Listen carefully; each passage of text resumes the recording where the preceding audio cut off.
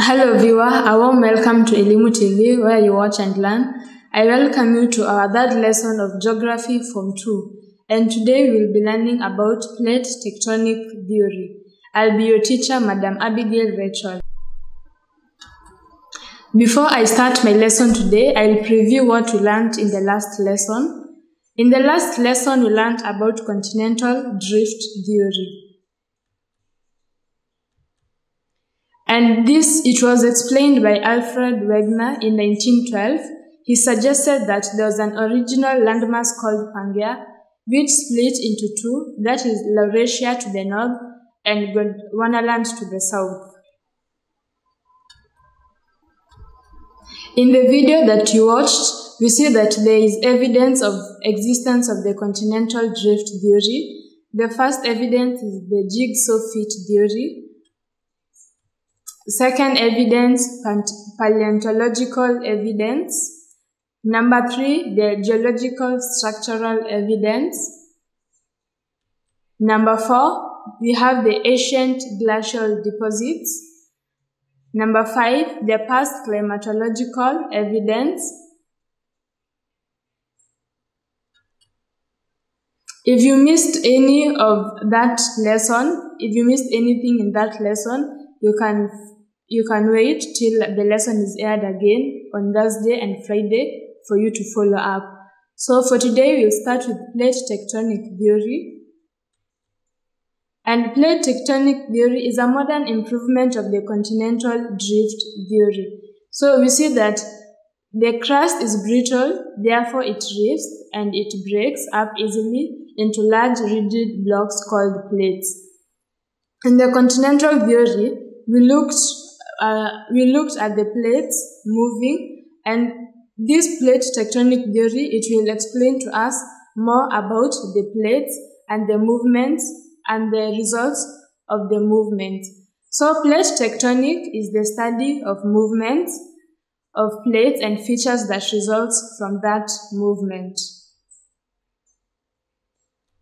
How plate tectonic theory works. So we'll begin by looking at how this theory works, and we see that plate tectonic is the process by which plates are constantly moving because of the pressure underneath the rock surface from the molten rocks.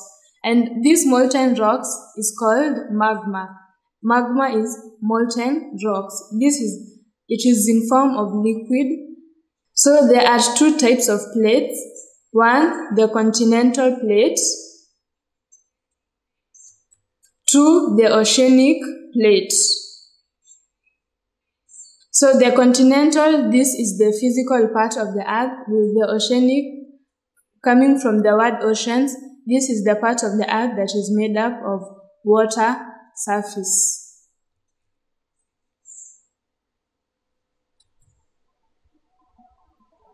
We define plate boundaries. So a plate boundary is a zone that separates one plate from the adjacent plate. In our next slide, we will look at the different types of boundaries. And here we will be able to note the plate boundaries in each kind of boundary that we are going to look at.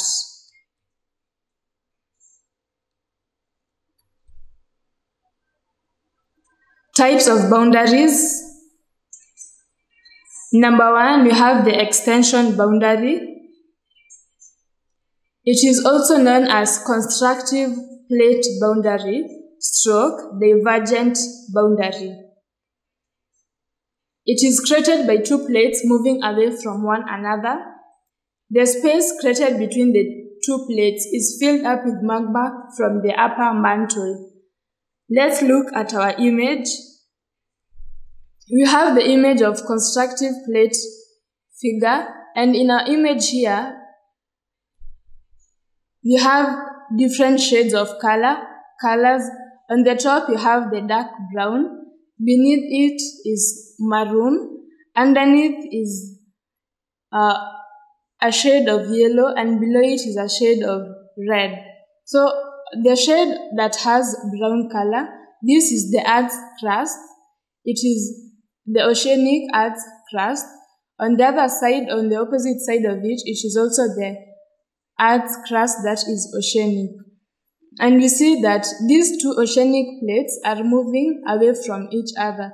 We have the white arrows that are showing they are moving away from each other. And as these two crust moves away from each other, there is a hollow that is formed. This hollow, you'll see that magma will rise up to the mantle through it. So this is an extension boundary.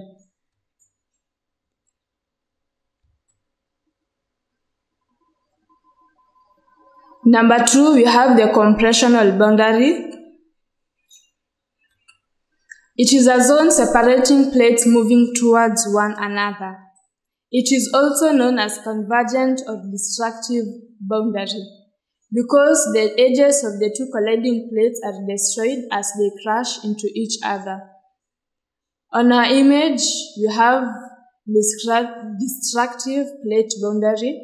Its other name is convergent/compressional. So in our image here, we have shallow earthquakes occur along the destructive boundaries where two continental crusts collide with each other. So here, this form of colliding, they make the rocks to compress each other. As a result, it leads to compressional boundaries.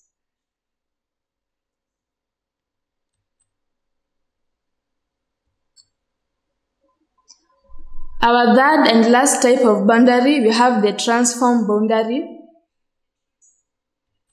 So here, plates slip past each other along a transform fault or slipping plate boundary. So here, no new crust is formed or destroyed like in an extension and compressional boundary. And in this type of boundary, it causes frequent earthquakes. This is because of the rupture between the two plates moving against each other. In our image, we have the transform plate boundary. So the point or the boundary in which the two different crusts meet as they slip along each other, you see that earthquake will result.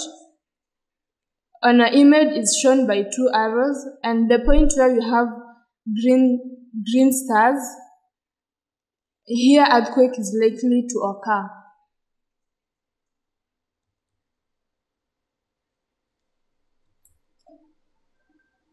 To summarize our lesson, we have an image of the three plate boundaries.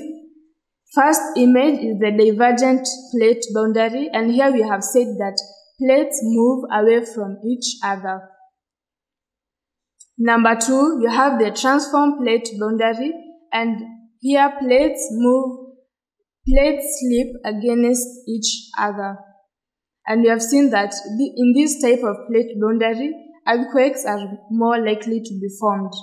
Our third image is the convergent plate boundary, and here plates move towards each other, and they are also known as compressional/destructive plate boundary. We have come to the end of our lesson. Here is an assignment that will help you reflect on what you have learned today. So, what is plate tectonic? Number 2, describe the 3 types of plate tectonic boundaries. You can as well research that in the internet from your textbooks. Ask your teacher if you have learned in class. If you have any questions, feedback, or answers, SMS us on 4007. Tweet us at elimutv_ke. Our Facebook page is Elimu TV. Thank you for choosing to learn with Elimu TV.